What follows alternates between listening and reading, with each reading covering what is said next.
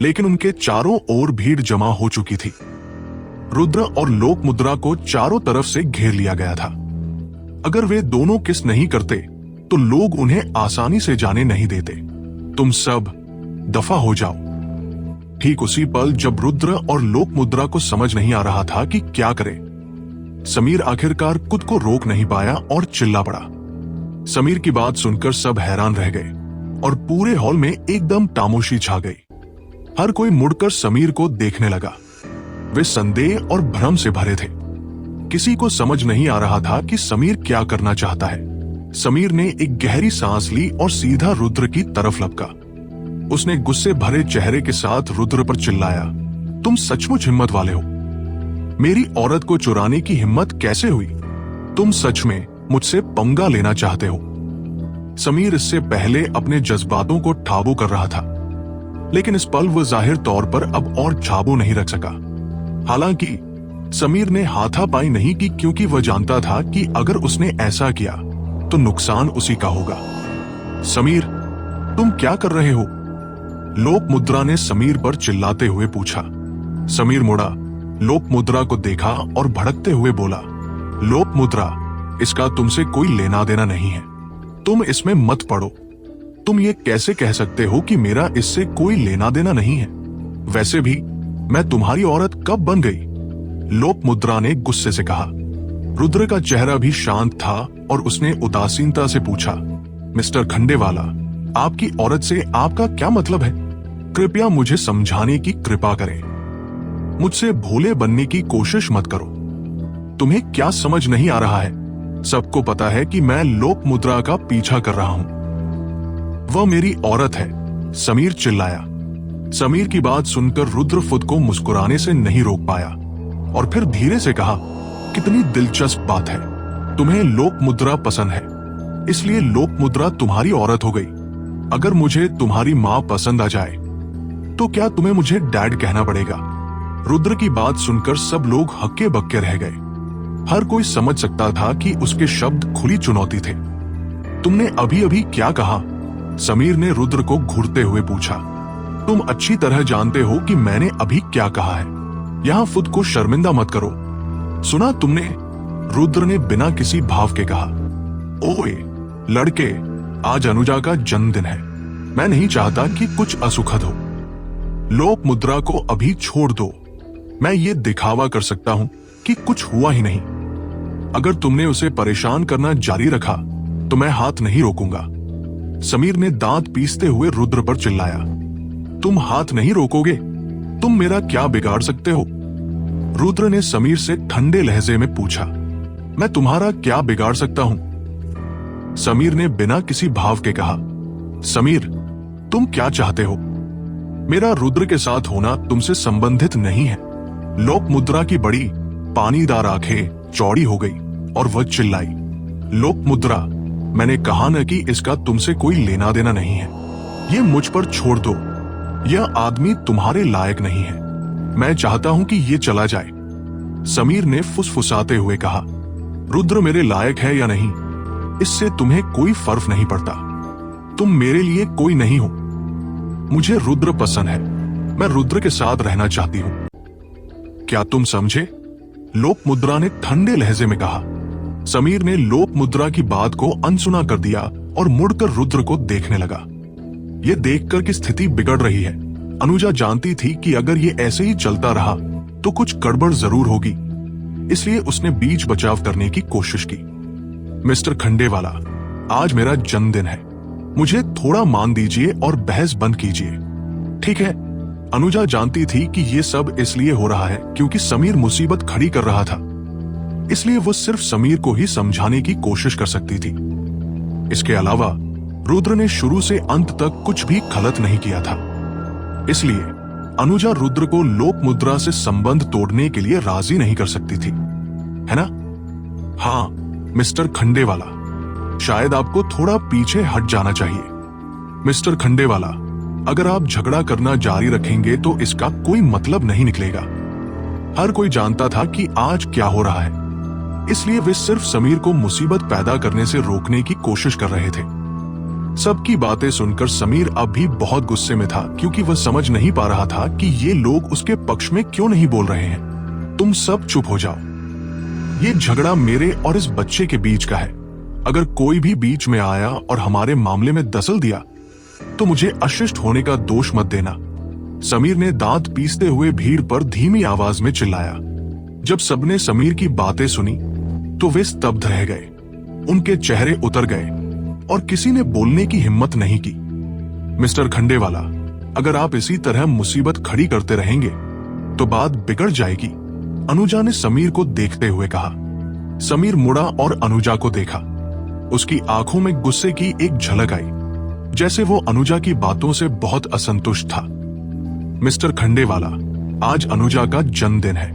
इस तरह झगड़ा करना सचमुच अच्छा नहीं है। क्यों ना हम इसे पिछले तरीके के हिसाब से करें। इस समय एक आदमी समीर के पास आया और फुसफुसाते हुए कहा। जब समीर ने आदमी की बातें सुनी तो उसकी आंखों में एक अजीब सी झलक आई और फिर उसने मुस्कुराते हुए कहा, तुम सही कह रहे हो। आज अनुजा का जन्मदिन है। मैं तमाशा नहीं बनाना चाहता। चलो इसे एंटरटेनमेंट इंडस्ट्री के तारीफों के हिसाब से करते हैं। समीर इतनी आसानी से क्यों सहमत हो गया, इसकी वजह यह नहीं थी कि वह शांति चाहता था, बल्कि इसलिए कि वह जानता था कि रुद्र काफी सक्षम है। अगर वे सच में लड़ते तो नुकसान उसी का होता।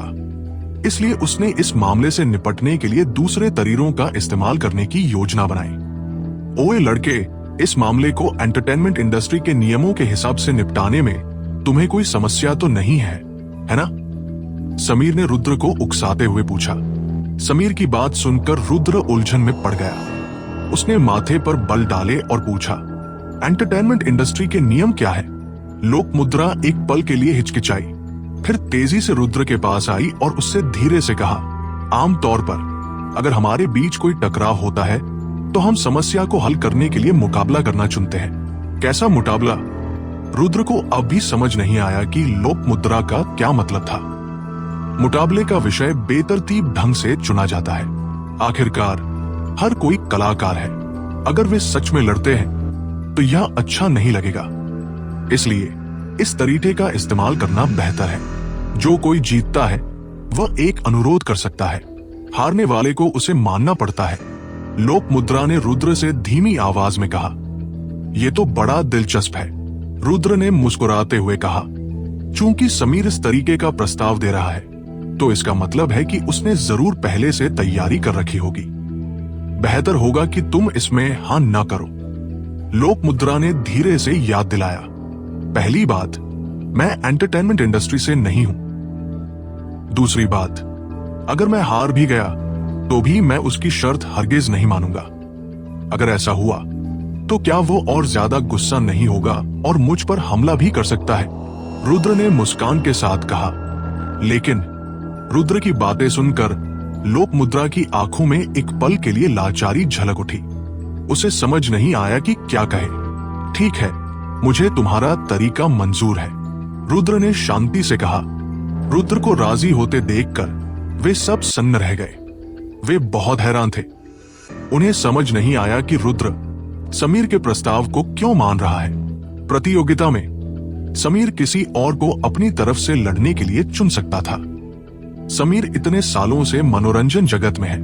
उसके संबंध, कनेक्शंस बहुत तगड़े हैं। इसलिए ऐसी प्रतियोगिता में समीर का हारना बिल्कुल नामुमकिन था। अगर रुद्र अब राजी होता है तो वह तो खुद मौत को दावत दे रहा था। रुद्र, क्या तुम वाकई यही करना चाहते हो? अनुजा ने रुद्र को धीरे से पूछते हुए जैसे उसे याद दिलाने की कोशिश की। हाँ, बिल्कुल। चूंकि तुम्हारा ऐसा नियम है तो हम तुम्हारे नियमों का ही पालन करेंगे, रुद्र ने शांत लहजे में कहा। तो फिर मैं जाकर कुछ तैयारियां करती हूं, अनुजा ने लाचारी से जवाब दिया, फिर मुड़ी और चली गई। इस पल सब रुद्र को एक लाचार निगाह से देख रहे थे। उनकी नजरों में रुद्र का इस समय राजी होना सीधे सीधे अपमान मांगने जैसा था। रुद्र, तुम्हें सच में समीर की बात नहीं माननी चाहिए थी। वो यकीनन तुम्हारे साथ खुद मुकाबला नहीं करेगा, इसलिए अंत में तुम्हारी हार पक्की है, लोकमुद्रा ने लाचारी से रुद्र से कहा। लोकमुद्रा की बात सुनकर रुद्र हल्के से मुस्कुराया और धीरे से बोला, समीर जीतने पर क्या मांगेगा? तुम्हें क्या लगता है वो तुम्हें मुझसे दूर जाने के लिए कहेगा? लोकमुद्रा ने बिना किसी हिचकिचाहट के जवाब दिया, लेकिन हम दोनों तो साथ हैं ही नहीं, तो अगर मैं हार भी जाऊं तो भी हमारा कोई नुकसान नहीं होगा, है ना? रुद्र ने मुस्कुराते हुए कहा। लोकमुद्रा अवाक होकर रुद्र को घूरने लगी। इसके अलावा अगर मैं हार भी जाऊं तो मैं उसकी शर्त नहीं मानूंगा। तब वो यकीनन और ज्यादा गुस्सा होगा। हो सकता है वो मुझ पर हमला भी कर दे। रुद्र एक पल के लिए रुका और फिर आगे बोला, और अगर मैं जीत गया तो मैं उसे खुलेआम पीट सकता हूं। मेरा मिशन पूरा हो जाएगा, है ना? तुम्हारा जीतना नामुमकिन है, लेकिन तुमने जो तरीका निकाला है वो काफी अच्छा है। अगर हम हार भी गए तो भी हमारा कुछ नहीं जाएगा। लोकमुद्रा ने मुस्कुराते हुए कहा। थोड़ी देर बाद आखिरकार अनुजा ने प्रतियोगिता की सामग्री तैयार कर ली। चूंकि प्रतियोगिता की सामग्री अनुजा ने तैयार की थी, इसलिए इसे निष्पक्ष, फेयर माना गया। समीर को इन चीजों की बिल्कुल परवाह नहीं थी, क्योंकि प्रतियोगिता चाहे जो भी हो, उसकी जीत पक्की थी।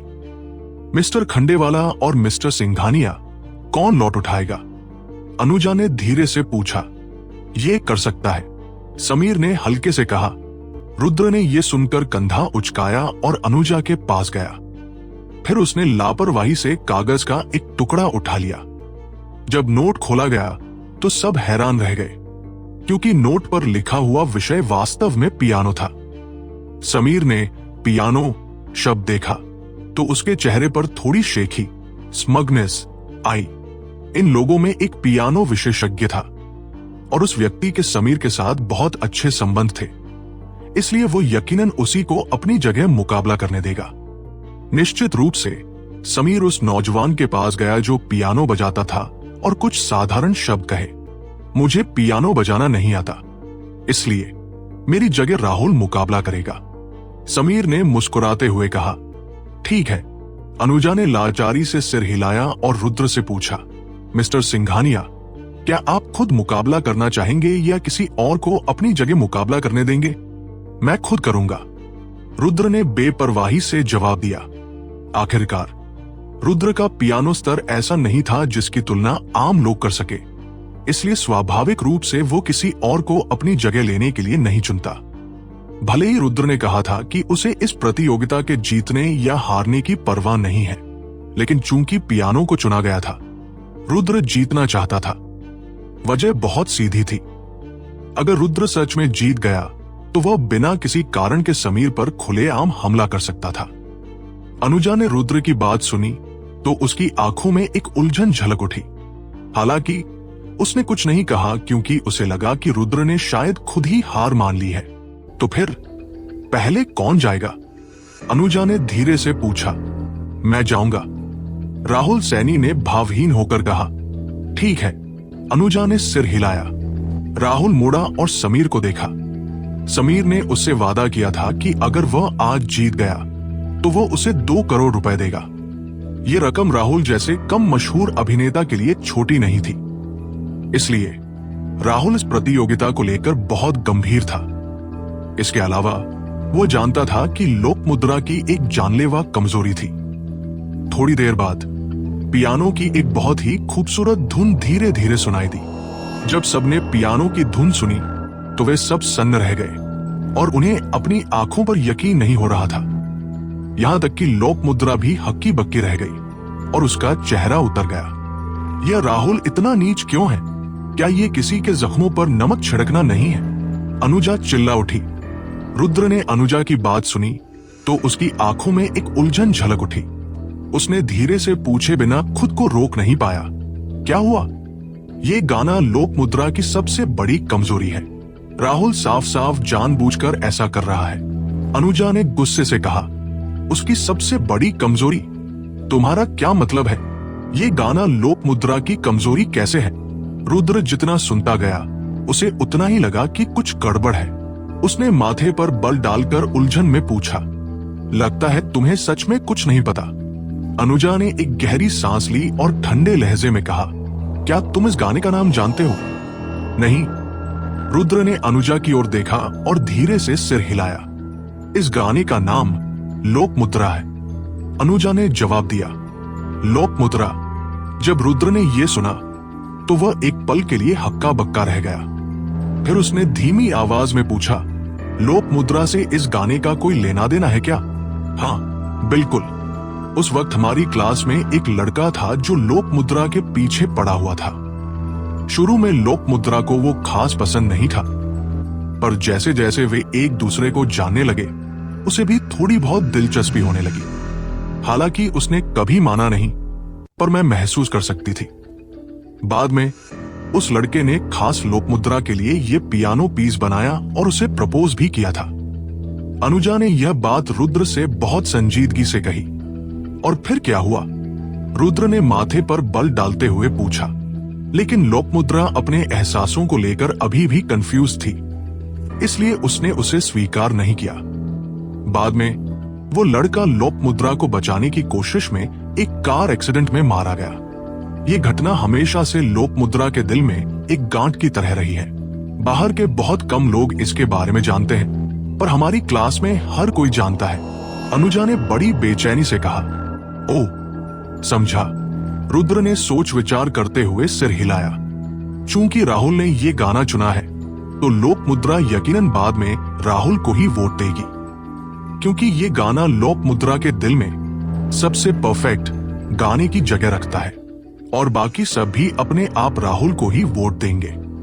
आखिरकार अगर लोक मुद्रा ही तुम्हारे साथ नहीं है तो कोई और क्यों होगा? इसलिए आज तुम्हारी हार पक्की है। अनुजा ने बहुत जोर देकर कहा। हार पक्की? ये सुनकर रुद्र से मुस्कान रोकी नहीं गई। उसने धीरे से कहा, अगर कोई और मुकाबला होता तो शायद मैं हार जाता, पर जब बात पियानो की हो तो मैं नहीं हारूंगा। अनुजा की आंखों में रुद्र के लिए थोड़ी उलझन थी, क्योंकि उसे समझ नहीं आ रहा था कि रुद्र को इतना आत्मविश्वास कहां से आ रहा है। रुद्र ने अनुजा से आगे बात नहीं की, बल्कि चुपचाप संगीत सुनने लगा। मानना पड़ेगा, ये पियानो पीस सच में बहुत अच्छा लिखा गया था। रुद्र उस लड़के के लोक मुद्रा के लिए प्यार को साफ महसूस कर सकता था। पल भर में वहां मौजूद हर कोई खामोशी में डूब गया। किसी ने जरा भी आवाज नहीं की। सब चुपचाप सुन रहे थे। पता नहीं कितनी देर बाद संगीत आखिरकार थम गया। लोक मुद्रा वहीं खड़ी रही। उसके चेहरे पर कोई भाव नहीं था। वो राहुल को देख रही थी। कोई नहीं जानता था कि वो क्या सोच रही थी। समीर ने अपनी आंखों में गर्व की एक झलक के साथ लोक मुद्रा को देखा। समीर को स्वाभाविक रूप से पता था कि इस गाने का लोक मुद्रा के लिए क्या मतलब है। वो लोक मुद्रा और उस लड़के के रिश्ते से भी अच्छी तरह वाकिफ था। लोक मुद्रा ने इन सभी सालों में उस लड़के की वजह से ही उसे ठुकराया था, लेकिन समीर ने कभी उम्मीद नहीं की थी कि लोक मुद्रा किसी दूसरे लड़के को चुनेगी। राहुल यह गाना नहीं चुनना चाहता था, पर समीर ने जिद की थी। उसका मकसद बहुत सीधा था। ये गाना न केवल लोक मुद्रा को उस लड़के की याद दिलाएगा, बल्कि उसकी जीत भी पक्की कर देगा। हालांकि समीर को यह उम्मीद नहीं थी कि लोक मुद्रा असल में रुद्र के साथ नहीं है। उसे रुद्र के लिए कोई भावना भी नहीं थी। ये सब बस एक नाटक था। रुद्र, अब तुम्हारी बारी है, समीर ने गर्व से रुद्र से कहा। समीर की बातें सुनकर रुद्र हल्का सा मुस्कुराया। फिर वो बड़े कदमों से लोक मुद्रा की तरफ बढ़ा और धीरे से उसके कान में फुसफुसाया। कुछ लोग तुम्हें छोड़कर चले गए होंगे, पर असल में वे फरिश्ते बन गए हैं जो आसमान से तुम्हारी हिफाजत कर रहे हैं। लोक मुद्रा ने एक शब्द भी बोले बिना रुद्र को देखा। एक गहरी सांस लेने के बाद रुद्र पियानो के सामने गया और अपने हाथ कीबोर्ड्स पर रख दिए। जब सबने रुद्र को पियानो के सामने बैठे देखा तो वे साफ महसूस कर सकते थे कि रुद्र का ओज बदल गया था।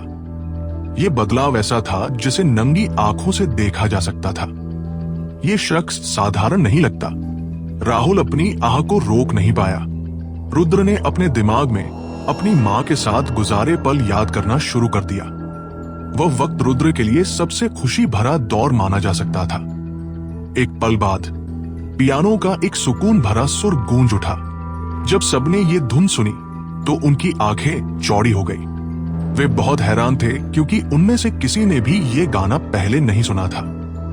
ये कौन सा गाना है? हाँ, मुझे नहीं लगता मैंने इसे कभी सुना है। क्या रुद्र ने यह गाना खुद कंपोज किया है? मैंने सोचा नहीं था कि रुद्र सच में अपने गाने खुद लिख सकता है। हर कोई धीमी आवाज में बातें करने लगा। सब चुप रहो, लोकमुद्रा ने त्योरी चढ़ाते हुए डांटा। लोकमुद्रा की बात सुनकर सब आज्ञाकारी तरीके से अपने मुंह बंद कर लिए और खामोशी से सुनने लगे। हालांकि रुद्र का पियानो पीस कोई चमत्कारिक नहीं था, पर यह बहुत खूबसूरत था। ये लोगों की भावनाओं को अपने अंदर खींच लेता था, जैसे कोई कहानी सुना रहा हो। शुरुआत में भीड़ को नहीं लगा कि रुद्र का गाना बहुत अच्छा है, पर जैसे जैसे वक्त गुजरता गया, हर कोई संगीत में डूबता चला गया। शायद यही पियानो संगीत का सबसे बड़ा जादू है। यह आसानी से आपकी भावनाओं को जगा सकता है। लोकमुद्रा ने अपनी आंखें बंद कर ली और रुद्र के पीस को चुपचाप सुना। वो महसूस कर सकती थी कि धुन बेहद कोमल थी, इतनी कोमल कि ये धीरे धीरे किसी के भी मन को शांत कर सकती थी। इसके अलावा लोकमुद्रा जानती थी कि ये गाना एक बेटे की अपनी मां के लिए तड़प को बयान कर रहा है। वो तड़प इतनी मजबूत थी कि किसी की भी आंख से आंसू निकल आए। जैसे जैसे वक्त गुजरता गया, वहां मौजूद हर कोई पियानो की मधुर ध्वनि में डूबा हुआ महसूस कर रहा था। पियानो के बदलावों के हिसाब से सबकी भावनाएं बदल रही थी, क्योंकि ये गाना तड़प की एक बेहद मजबूत भावना को जाहिर कर रहा था। और वहां मौजूद हर किसी के पास कोई न कोई ऐसा था जिसे वे याद करते थे। इस भावना को जगाना बहुत आसान था। राहुल घूरकर रुद्र को देख रहा था। वो पूरी तरह से हैरान था। उसे उम्मीद नहीं थी कि रुद्र के पियानो कौशल इतने जबरदस्त होंगे। और तो और रुद्र का पीस भी अद्भुत था। लोकमुद्रा ने अपनी आंखें कसकर बंद कर रखी थी। आंसू अनियंत्रित रूप से बह रहे थे। कुछ देर बाद पियानो संगीत आखिरकार थम गया, लेकिन वहां मौजूद हर कोई अभी भी रुद्र के सुखद पियानो पीस में डूबा हुआ था। वहां अस्वाभाविक रूप से शांति छाई हुई थी। समीर सोफे पर बैठा था और उसके चेहरे पर बहुत उलझन भरा भाव था। वह सच में समझ नहीं पा रहा था कि इस वक्त हर कोई ऐसी प्रतिक्रिया क्यों दे रहा है। और तो और उसने अभी अभी रुद्र के पीस में कुछ भी खास नहीं सुना था। मां, मुझे आपकी बहुत याद आती है। रुद्र ने धीरे धीरे अपनी आंखें खोली और एक लंबी सांस ली। ये गाना रुद्र ने खुद कंपोज किया था। और तो और ये गाना इन सालों में उसकी मां के लिए उसकी तड़प के बारे में था। हालांकि रुद्र ने यह गाना पहले कभी किसी के सामने नहीं बजाया था। यह पहली बार था जब रुद्र ने यह गाना बजाया था। इस धुन का नाम क्या है? लोकमुद्रा ने पास आकर रुद्र से हल्के से पूछा। यादें, रुद्र ने धीमे से जवाब दिया। मुझे ये बहुत पसंद आया। आपकी धुन सुनने के बाद मेरा मूड सच में काफी बेहतर हो गया है। लोकमुद्रा ने बहुत संजीदगी से रुद्र को कहा। लोकमुद्रा की बात सुनकर रुद्र हल्का सा मुस्कुराया और हौले से बोला, सच कहूं तो हम सबकी जिंदगी में कोई न कोई ऐसा होता है जिसकी कमी खलती है, और हर किसी के दिल में कुछ अफसोस भी होते हैं, पर हम हमेशा उन्हीं अफसोसों में नहीं जी सकते। हमें आगे बढ़ना होता है। क्या आपको नहीं लगता? हाँ, लोकमुद्रा ने धीरे से सिर हिलाया। बस अगर ये गीत आपके मन को थोड़ा हल्का कर सके। रुद्र ने लोकमुद्रा की ओर देखा और हल्का सा मुस्कुरा दिया। जैसे ही रुद्र और लोकमुद्रा बातचीत कर रहे थे, बाकी सब भी अपनी गहरी सोच से बाहर निकल चुके थे। अनुजा ने एक लंबी सांस ली, फिर एक कदम आगे बढ़कर सबसे धीमे से कहा, अब जबकि रुद्र और राहुल दोनों अपनी परफॉर्मेंस दे चुके हैं, आप सब अपना वोट दे सकते हैं। The vampire diaries scenes that will make your heart race हर ब्यूटी। अनुजा की बात सुनकर सबने समीर की ओर देखा। समीर का चेहरा एकदम बिगड़ा हुआ था, मानो वो वहां मौजूद सभी लोगों को अपनी आंखों से डरा रहा हो। इस पल हर कोई जानता था कि रुद्र की धुन राहुल से कहीं ज्यादा सुहावनी और दिल को छू लेने वाली थी, लेकिन समीर की मौजूदगी के कारण किसी की हिम्मत नहीं हुई कि वो अपने दिल की बात जुबान पर लाए। मेरे हिसाब से रुद्र का गीत ज्यादा बेहतर था। तभी लोकमुद्रा ने अपनी आवाज उठाई। जब सबने लोकमुद्रा की बात सुनी तो वे हक्के बक्के रह गए। सब बेहद हैरान होकर लोक मुद्रा को देखने लगे। ऐसा इसलिए था क्योंकि हर किसी को लगा था कि लोक मुद्रा जरूर राहुल को ही चुनेगी, लेकिन किसी ने यह उम्मीद नहीं की थी कि लोक मुद्रा रुद्र को चुनेगी। लोक मुद्रा के रुद्र को चुनने की वजह बहुत सीधी थी। उसे लगा कि रुद्र की बातें एकदम सही थी। हर किसी के अफसोस होते हैं, लेकिन जिंदगी भर उन्हीं में डूबे नहीं रहना चाहिए। जीवन में आगे देखना जरूरी है। लोक मुद्रा के लिए ये एक नई शुरुआत की तरफ पहला कदम था। बाकी सबका क्या विचार है? अनुजा ने बाकियों की ओर देखकर पूछा। लोक मुद्रा के करीब कुछ लड़कियां भी उठीं और उन्होंने रुद्र के पक्ष में वोट दिया। बाकी ज्यादातर लोगों ने अपने वोट न देने का फैसला किया। उन्होंने न रुद्र को चुना, न ही राहुल को। इस मुकाबले का नतीजा तो पहले ही तय हो चुका था। बस समीर के डर से कोई भी अपनी पसंद जाहिर नहीं कर पा रहा था। तुम सब ये क्या कर रहे हो? अब वोट देने का समय है, जल्दी करो और वोट दो। समीर ने आंखें फाड़कर गुस्से में चिल्लाया। समीर की बात सुनने के बाद भी कोई प्रतिक्रिया नहीं हुई। किसी को समझ नहीं आ रहा था कि वे क्या करें। अब वोट देने की जरूरत नहीं है। लेकिन तभी राहुल अचानक बोल पड़ा। तुम्हारा मतलब क्या है? समीर ने उलझन में पूछा। राहुल ने एक लंबी सांस ली और रुद्र के पास चला गया। उसने रुद्र से धीमे से कहा, मिस्टर सिंघानिया, आपकी धुन बहुत ही खूबसूरत थी। मैं अपनी हार मानता हूं। राहुल, क्या तुम पागल हो गए हो? तुम्हें किसने कहा हार मानने को? क्या तुम्हारा दिमाग खराब हो गया है? राहुल की बात सुनकर समीर को जैसे गुस्सा आ गया। वो जोर से चिल्लाया, मिस्टर खंडेवाला, यहाँ इतने सारे लोग हैं जो बता सकते हैं कि मेरा गीत मिस्टर सिंघानिया के गीत से हल्का था। वे बस सच बोलने की हिम्मत नहीं कर पा रहे हैं। इसलिए मैं और शर्मिंदा नहीं होना चाहता। बेहतर होगा कि मैं हार मान लूं। राहुल ने गंभीरता से कहा, क्या तुम्हें लगता है कि सिर्फ कहने भर से तुम हार मान सकते हो? समीर ने दांत पीसते हुए गुस्से में आवाज निकाली। अगर आप नहीं चाहते कि मैं हार मानूं, तो चलिए वोटिंग शुरू करते हैं। मैं मिस्टर सिंघानिया को वोट दूंगा। इतना कहकर राहुल मुड़ा और प्राइवेट रूम से बाहर चला गया। समीर मूर्खों की तरह वहां खड़ा रह गया। उसका चेहरा गुस्से और निराशा से स्याह हो चुका था। मिस्टर खंडेवाला, क्या आपको लगता है कि अब वोट देने की जरूरत है? अनुजा ने समीर से हल्के से पूछा। समीर कुछ पल हिचकिचाया, फिर एक गहरी सांस ली और धीरे से फुसफुसाया, ठीक है। जब राहुल ने खुद ही मान लिया कि वो हार गया, तो मेरे पास कहने को कुछ नहीं बचा। मैं भी हार मानता हूं। जब सबने समीर की बात सुनी, तो सबकी नजरें रुद्र पर टिक गई, क्योंकि किसी ने ये उम्मीद नहीं की थी कि रुद्र जीत जाएगा। किसी ने सोचा भी नहीं था कि राहुल की मदद के बावजूद भी समीर रुद्र से हार जाएगा। समीर को भी ऐसी स्थिति की उम्मीद नहीं थी। हालांकि राहुल पहले ही हार मान चुका था। अगर समीर अब भी यह नहीं मानता कि वह हार गया है, तो यह हद से ज्यादा बेशर्मी होती। समीर इतना नीचे नहीं गिरना चाहता था। अनुजा मुड़ी और रुद्र की ओर देखा।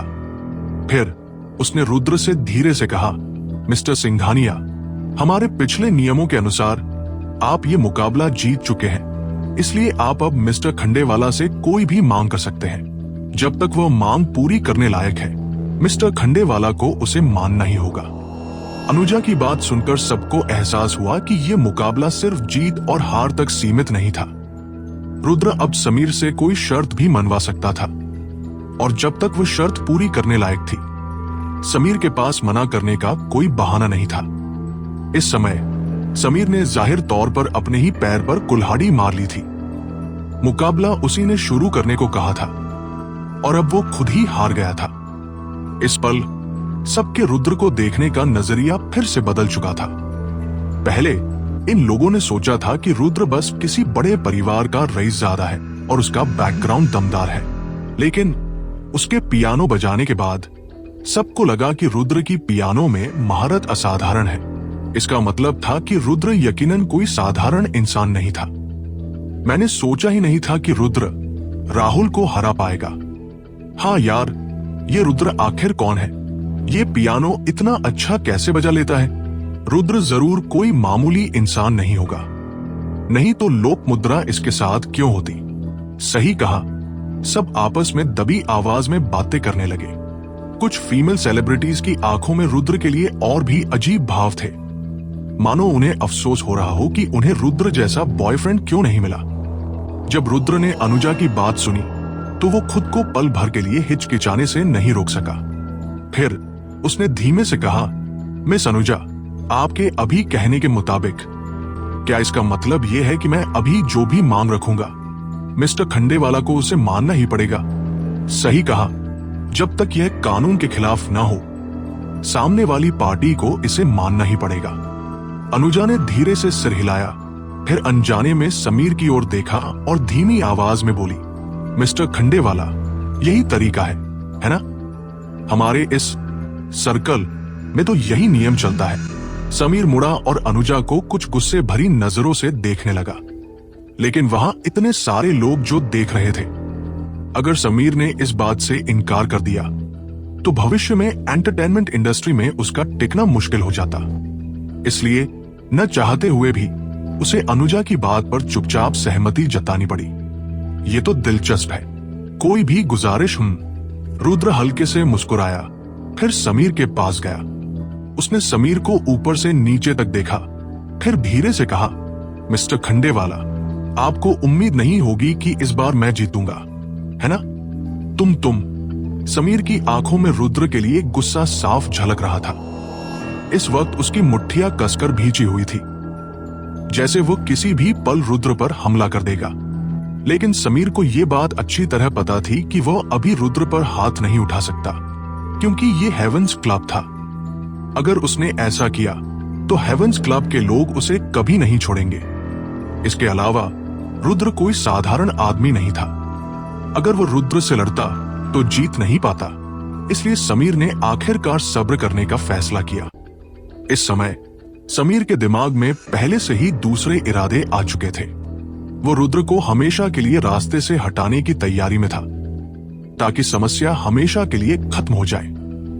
ठीक कहा, मुझे उम्मीद नहीं थी कि तुम आज जीतोगे। ये सब राहुल की गलती है। अगर वो न होता तो आज मेरी हार नहीं होती। समीर ने अपने इमोशंस को काबू किया, फिर माथे पर बल डालकर कहा, लेकिन चिंता मत करो, मैं अपनी हार मानने वाला आदमी हूं। तुम्हारी शर्तें क्या है, बस बता दो। सबका समय बर्बाद मत करो। मिस्टर खंडेवाला, इतनी जल्दी किस बात की है? रुद्र ने हल्की मुस्कान के साथ समीर को देखा और फिर धीरे से कहा, आपकी पिछली बातों से लगता है आप लोक मुद्रा को पसंद करते हैं, है ना? हाँ, मैं लोक मुद्रा को पसंद करता हूं। यहां मौजूद हर कोई इस बात से वाकिफ होना चाहिए। मैं लोक मुद्रा को काफी समय से पसंद करता हूं। समीर ने सपाट चेहरे से जवाब दिया। तभी उसकी आंखों में एक अजीब सी चमक आई। उसने माथे पर बल डालकर पूछा, कहीं तुम मुझे लोक मुद्रा को छोड़ने के लिए तो नहीं कहोगे? रुद्र बिना कुछ कहे समीर को देखता रहा। रुद्र, मैं लोक मुद्रा को नहीं छोड़ूंगा। मैं सचमुच लोक मुद्रा को पसंद करता हूं, इसलिए तुम मुझसे ऐसी गुजारिश नहीं कर सकते। अगर तुमने की भी तो मैं कभी राजी नहीं होऊंगा। समीर चिल्ला उठा। रुद्र ने हल्की मुस्कान के साथ समीर को देखा और फिर धीरे से कहा, मिस्टर खंडेवाला, शायद आप ज्यादा सोच रहे हैं। क्या मैं सोच रहा हूं?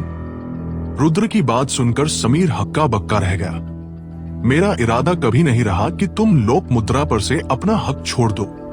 रुद्र तिरस्कार भरी मुस्कान के साथ बोला। लोक मुद्रा ने अनजाने में मुड़कर रुद्र को देखा। वो थोड़ी उलझन में थी, जैसे उसे रुद्र की बात का मतलब ठीक से समझ नहीं आया। लोक मुद्रा मेरी गर्लफ्रेंड है, मैं उसे अच्छी तरह जानता हूं। वो कभी ऐसा कुछ नहीं करेगी जिससे मुझे नीचा देखना पड़े। और अगर एक दिन वो मुझे पसंद करना बंद भी कर दे और ब्रेकअप का फैसला करे, तब भी वो तुम्हारे जैसे किसी इंसान पर कभी दिल नहीं हारेगी। तो तुम चाहे पीछा छोड़ो या न छोड़ो, नतीजा वही रहेगा। रुद्र ने समीर को देखते हुए शांत लहजे में कहा। रुद्र की बातें सुनकर समीर तुरंत सन्न रह गया और उसका चेहरा काला पड़ गया। वहां कोई बेवकूफ नहीं था। मौजूद लगभग हर कोई ये सुन सकता था कि रुद्र साफ तौर पर समीर को जानबूझकर जलील कर रहा था। समीर इतना गुस्से में था कि कांप रहा था, लेकिन इस पल उसे रुद्र को जवाब देने का कोई बहाना नहीं मिल रहा था। समीर के लिए लोक मुद्रा को रिझाना आसान नहीं था। जब भी समीर को कोई महिला पसंद आती थी तो वो अक्सर सबसे सरल तरीका अपनाता था, जो कि पैसा था। अगर वह एंटरटेनमेंट इंडस्ट्री की महिला होती तो वह रिसोर्स, काम के मौके फेंकने का फैसला करता। यह तरीका बहुत सरल था, लेकिन बहुत कारगर भी। आखिरकार अगर कोई दूसरी साधारण महिला होती तो वो पैसे के लालच का विरोध नहीं कर पाती, चाहे कपड़े हो, ज्वेलरी हो या बैग हो। ये सब साधारण लड़कियों के लिए जानलेवा लालच होते थे। जहां तक एंटरटेनमेंट इंडस्ट्री की महिलाओं की बात है, भले ही उनके पास पैसे की कमी न हो, लेकिन उनके पास रिसोर्स की कमी होती थी। जब तक समीर उन्हें ऐसे रिसोर्स दे सकता था जिसका वे विरोध न कर सके, वे मालकिन बनने को भी तैयार हो जाती थी। हालांकि ये चीजें लोक मुद्रा के लिए बिल्कुल भी आकर्षक नहीं थी। ऐसा इसलिए था क्योंकि लोक मुद्रा के पास न तो पैसे की कमी थी और न ही रिसोर्स की। इसलिए समीर कुछ भी ऐसा पेश नहीं कर सका जो लोक मुद्रा का दिल जीत सके। साथ ही हर कोई जानता था कि समीर किस तरह का आदमी है। इसलिए सामान्य परिस्थितियों में लोक मुद्रा कभी भी समीर जैसे इंसान के साथ नहीं होती। ये बात सब जानते थे, लेकिन उन्हें उम्मीद नहीं थी कि रुद्र इसे जोर से कहने की हिम्मत करेगा। यह साफ तौर पर समीर को नाराज करने जैसा था। समीर बिना किसी भाव के वहां खड़ा रहा। उसके चेहरे पर गुस्से के अलावा और कुछ नहीं था। उसने अपने पूरे जीवन में रुद्र जैसा इतना घमंडी इंसान कभी नहीं देखा था। वो अब और बर्दाश्त नहीं कर सका। रुद्र, बकवास बंद करो। तुम क्या चाहते हो? समीर ने दांत पीसते हुए रुद्र पर चिल्लाया। हाँ मिस्टर सिंघानिया, आपकी क्या गुजारिश है? अनुजा भी नहीं चाहती थी कि रुद्र आगे और झगड़ा बढ़ाए। आखिरकार अगर वो झगड़ा बढ़ाता रहा तो ये किसी के लिए भी अच्छा नहीं था। इसके अलावा अगर उसने सच में समीर को गुस्सा दिला दिया तो कौन जानता था कि समीर क्या करेगा। रुद्र मुड़ा और अनुजा को देखा। उसे थोड़ी मायूसी हुई क्योंकि उसे उम्मीद नहीं थी कि समीर इतनी जिल्लत सह पाएगा। ऐसा करते हैं। असल में मुझे किसी चीज की कमी नहीं है। मुझे याद है तुमने कहा था कि मैं लोक मुद्रा के लायक नहीं हूं, तो क्यों न तुम सबके सामने 3 बार जोर से चिल्लाओ, मैं लोक मुद्रा के लायक नहीं हूं। मैं समीर लोक मुद्रा के लायक नहीं हूं। रुद्र एक पल के लिए रुका, फिर समीर को उकसाते हुए पूछा, मिस्टर खंडेवाला, ये मुश्किल नहीं होना चाहिए, है ना?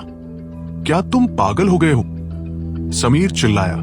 सबने रुद्र की तरफ देखा और वे भी बहुत हैरान थे, क्योंकि उन्हें उम्मीद नहीं थी कि रुद्र ऐसी हद से ज्यादा गुजारिश करेगा। क्या यह साफ नहीं था कि वह समीर को शर्मिंदा करना चाहता था? मिस्टर खंडेवाला, क्या आप ये करने से मना कर रहे हैं? रुद्र ने मुस्कुराते हुए पूछा। बेशक, समीर ने बिना सोचे समझे चिल्लाकर जवाब दिया। हाँ, शायद रुद्र को पहले से ही पता था कि समीर इतनी आसानी से नहीं मानेगा, इसलिए उसने अपनी बात जारी रखी। कोई बात नहीं, अगर तुम मना करते हो, मैं तुम्हें दूसरा विकल्प भी दे सकता हूं। क्या विकल्प? समीर ने उत्सुकता से रुद्र से पूछा। यह बहुत आसान है, तुम्हें बस मुझे कुछ पैसे देने होंगे। रुद्र ने हल्के से कहा। पैसे? जब सबने रुद्र की बात सुनी तो वे कुछ उलझन में पड़ गए। उन्हें लगा कि रुद्र जैसे इंसान के पास पैसों की कमी नहीं होगी, इसलिए उसका समीर से पैसे मांगना काफी अजीब था। तो तुम्हें मुझसे पैसे चाहिए? समीर ने रुद्र की ओर देखा और मुस्कुराया। आखिरकार उसकी नजरों में जो समस्या पैसों से हल हो सकती थी, वो कोई समस्या थी ही नहीं। रुद्र, तुम्हें कितना चाहिए? बस बता दो, समीर ने आत्मविश्वास से रुद्र से पूछा। रुद्र एक पल के लिए झिझका, फिर धीरे से अपनी 5 उंगलियां कहलाई। तुम्हें 5 मिलियन चाहिए, है ना? समीर ने कुछ तिरस्कार भरे अंदाज में कहा। फिर उसने अपना मोबाइल निकाला और हल्के से बोला, मैं अभी किसी से तुम्हें पैसे ट्रांसफर करवाता हूं। 5 मिलियन नहीं। रुद्र ने सिर हिलाया। तुम्हें 50 मिलियन चाहिए? समीर एक पल के लिए हक्का बक्का रह गया। 5 मिलियन उसके लिए बड़ी रकम नहीं थी, लेकिन अगर 50 मिलियन की बात थी तो उसे ध्यान से सोचना पड़ सकता था। आखिरकार 50 मिलियन यहां मौजूद हर किसी के लिए कोई छोटी मोटी रकम नहीं थी। अगर सिर्फ 50 मिलियन चाहिए होते तो क्या मुझे तुमसे मांगने की जरूरत पड़ती? लेकिन तभी रुद्र ने फिर से बोलना शुरू कर दिया। समीर अचानक रुद्र को घूरने लगा और फिर अविश्वास से पूछा, क्या तुम 500 मिलियन मांगने की सोच रहे हो? तुम सच में समझदार इंसान हो। मुझे 500 मिलियन ही चाहिए। रुद्र ने सिर हिलाया और आगे कहा, मिस्टर खंडेवाला, तुम्हारे जैसे अमीर इंसान के लिए ये रकम कुछ भी नहीं होगी, है ना? सभी लोग अविश्वास से रुद्र को देख रहे थे। आखिरकार 500 मिलियन उनके लिए बेहद डरावनी रकम थी। भले ही ये सब एक्टर थे, लेकिन हर एक्टर बहुत अमीर नहीं होता। उनकी संपत्ति शायद ज्यादा से ज्यादा कुछ 100 मिलियन ही होगी। उनके लिए अचानक 500 मिलियन निकाल पाना नामुमकिन था। समीर भी इतनी बड़ी रकम अफोर्ड नहीं कर सकता था। रुद्र, ये बहुत ज्यादा है। मुझे तुम्हारी एक शर्त माननी है। इसका मतलब ये नहीं है कि मैं तुम्हारी हर फरमाइश पूरी करूं। तुम 500 मिलियन मांग रहे हो, ये बहुत बड़ी रकम है। मैं तुम्हें ये क्यों दूं? समीर ने रुद्र पर चिल्लाया। ठीक कहा मिस्टर सिंघानिया, 500 मिलियन कुछ ज्यादा ही है। अनुजा ने भी रुद्र से कहा। अनुजा की बात सुनकर रुद्र हल्का सा मुस्कुराया। फिर उसने एक शरारती भाव से कहा, बेशक मुझे पता है कि 500 मिलियन कोई छोटी रकम नहीं है, लेकिन क्या मैंने मिस्टर खंडेवाला को 2 विकल्प नहीं दिए? अगर वो 500 मिलियन नहीं निकाल सकता तो वो बस 3 बार वह बात चिल्ला दे जो मैंने मांगी है। अगर वो 3 वाक्यों से 500 मिलियन बचा सकता है तो क्या ये घाटे का सौदा है? अनुजा ने रुद्र को लाचार भाव से देखा। वो अच्छी तरह जानती थी कि रुद्र जानबूझकर समीर को जलील कर रहा था। समीर ने रुद्र को ऊपर से नीचे तक घुरा, फिर दांत पीसकर धीमी आवाज में रुद्र से पूछा, अगर मैं दोनों में से कोई भी विकल्प चुनने से इनकार कर दूं तो? अगर तुम दोनों में से कोई नहीं चुनते तो हो सकता है कि तुम आज इस प्राइवेट रूम से बाहर न निकल पाओ। रुद्र ने शांत आवाज में कहा, क्या तुम्हारी हिम्मत है कि तुम मुझे हाथ लगाओ? समीर एक पल के लिए स्तब्ध रह गया और हैरानी से पूछा, तुम कोशिश करके देख लो कि मेरी हिम्मत है या नहीं, रुद्र ने ठंडे स्वर में कहा। समीर ने भावहीन होकर रुद्र को देखा। वो महसूस कर सकता था कि रुद्र ने शुरू से ही उसका कोई सम्मान नहीं किया था।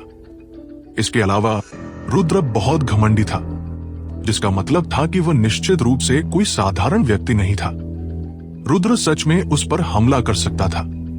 जैसा कि कहा जाता है, जान है तो जहान है। इस समय अगर समीर रुद्र से बहस करता रहा तो नुकसान उसी का होगा। हालांकि अगर समीर को 500 मिलियन रुपए निकालने के लिए कहा जाता तो वह सच में नहीं कर सकता था। ठीक है, समीर ने रुद्र को देखा और गहरी सांस ली। फिर उसने दांत पीसे और चिल्लाया, मैं लोक मुद्रा के लायक नहीं हूं। मैं समीर लोक मुद्रा के लायक नहीं हूं। जब सबने समीर की बात सुनी तो वे स्तब्ध रह गए। उन्हें गहरा झटका लगा। किसी ने उम्मीद नहीं की थी कि समीर, जो हमेशा इतना घमंडी और तानाशाह रहा है, उसका ये हाल होगा। अगर यह बात बाहर फैल गई तो कोई यकीन नहीं करेगा। यहां तक कि लोक मुद्रा की बड़ी पानीदार आंखें भी अविश्वास से चौड़ी हो गई। उसे लगा कि समीर जैसा व्यक्ति ऐसी बात कह ही नहीं सकता। तुम्हारी आवाज बहुत धीमी है। लेकिन तभी रुद्र ने समीर को देखा और कहा। समीर अचानक रुद्र को घूरने लगा। गहरी सांस लेने के बाद वह चिल्लाया, मैं लोक मुद्रा के लायक नहीं हूं। मैं समीर लोक मुद्रा के लायक नहीं हूं। ये आवाज ठीक है, लेकिन तुम खुश नहीं लग रहे हो।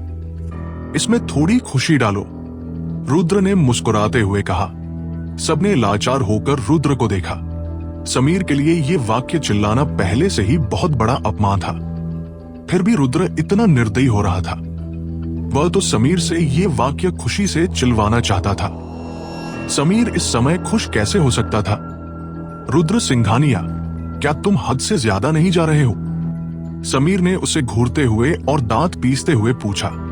मिस्टर सिंघानिया, बस इतना ही काफी है, अनुजा ने जल्दी से कहा। इस बीच रुद्र मुड़कर लोक मुद्रा की ओर देखने लगा। जैसे उसकी राय पूछ रहा हो। लोकमुद्रा को लगा कि रुद्र ने आज उसकी नाराजगी दूर करने में पूरी मदद की है और समीर शायद भविष्य में उसे तंग नहीं करेगा, इसलिए उसका मकसद पूरा हो चुका था। अब और बवाल करने की जरूरत नहीं थी। आखिरकार अगर वह और बवाल करती तो ये किसी के लिए अच्छा नहीं होता। इसलिए लोकमुद्रा ने रुद्र को धीरे से सिर हिलाया, ये बताते हुए कि उसे यही रुक जाना चाहिए। रुद्र ने समीर पर एक नजर डाली और मुस्कुराते हुए कहा, ठीक है, तो यहीं खत्म करते हैं। उफ। समीर ने रुद्र की बात सुनने के बाद राहत की लंबी सांस ली।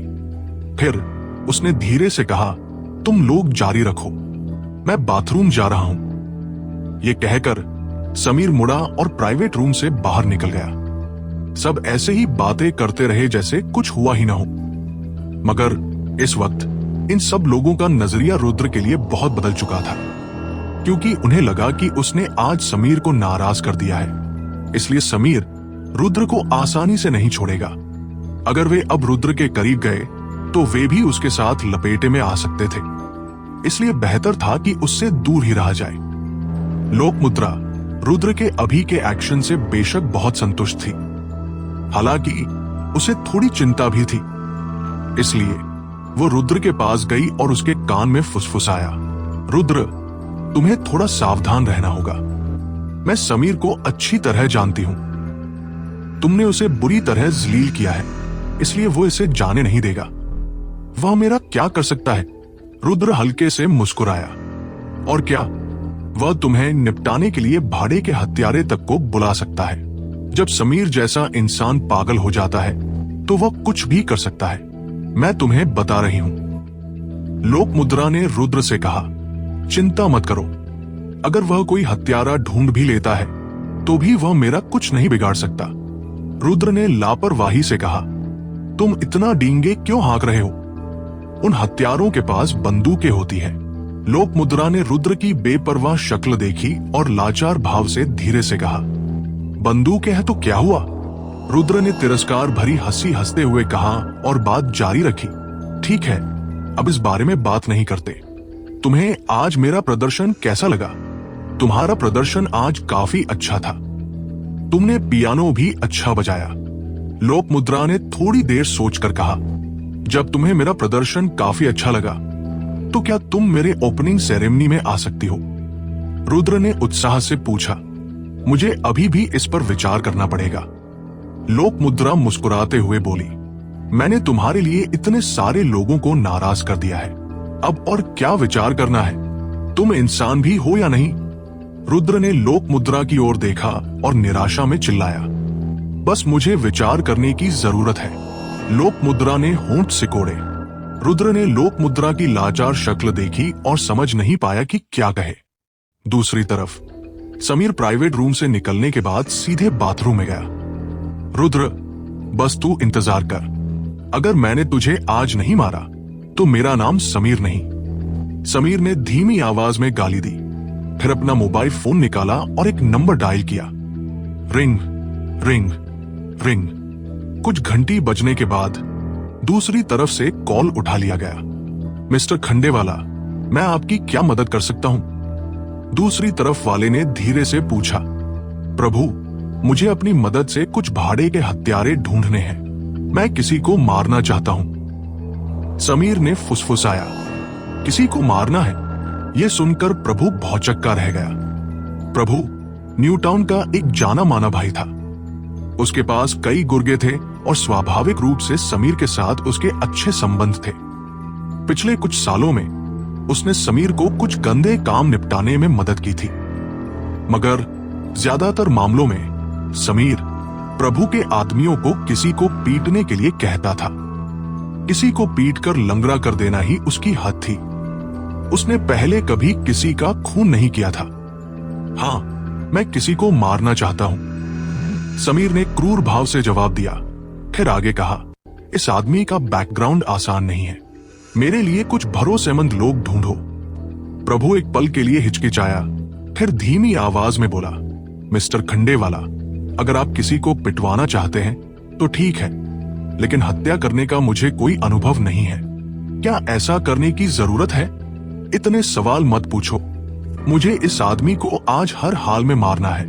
अगर तुम ये करने की हिम्मत नहीं रखते तो मेरे लिए किसी हत्यारे से संपर्क करवाओ। समीर ने गहरी सांस ली और धीमी आवाज में चिल्लाया, मिस्टर खंडेवाला, क्या आप वाकई किसी हत्यारे को बुलाना चाहते हैं? प्रभु ने पूछने से पहले थोड़ी देर हिचकिचाया। क्या तुम्हें इंसान की जुबान समझ नहीं आती? इतना बकवास क्यों कर रहा है? समीर ने अधीर होकर चिल्लाया। ठीक है मिस्टर खंडेवाला, मैं अभी आपके लिए उनसे संपर्क करवाता हूं। कीमत के बारे में आप दूसरे पक्ष से खुद बात कर सकते हैं, कैसा रहेगा? प्रभु ने धीरे से कहा। ठीक है, समीर ने धीमी आवाज में जवाब दिया और फिर फोन काट दिया। रुद्र, बस तू इंतजार कर, मैं तुझे आज मार डालूंगा। समीर ने अपने फोन की ओर देखा।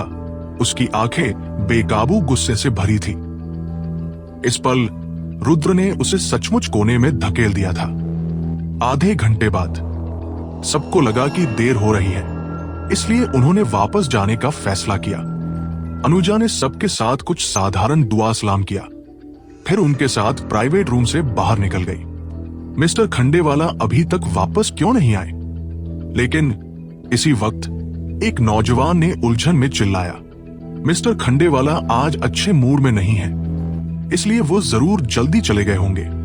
एक महिला सेलिब्रिटी ने धीरे से कहा, यह सच है, मिस्टर खंडेवाला जरूर पहले चले गए होंगे। चलो हम भी चलते हैं। सब बात करते करते अपने धूप के चश्मे और टोपी पहन लिए और हेवेंस क्लब से निकलने के लिए तैयार हो गए। रुद्र और लोकमुद्रा भी स्वाभाविक रूप से भीड़ के साथ प्राइवेट रूम से बाहर निकले। हालांकि प्राइवेट रूम से बाहर निकलने के थोड़ी देर बाद ही उन्होंने अपने सामने लोगों के एक समूह को देखा। जरूर कुछ हुआ होगा। सामने क्या हो रहा है? अनुजा ने माथे पर बल डालकर पूछा। लगता है कोई बवाल कर रहा है।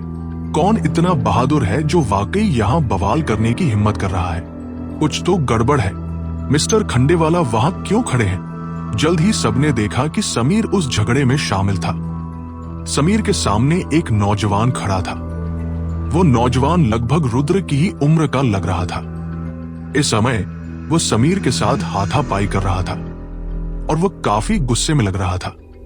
चलो जाकर देखते हैं, अनुजा ने माथे पर बल डालकर कहा और फिर आगे बढ़ी।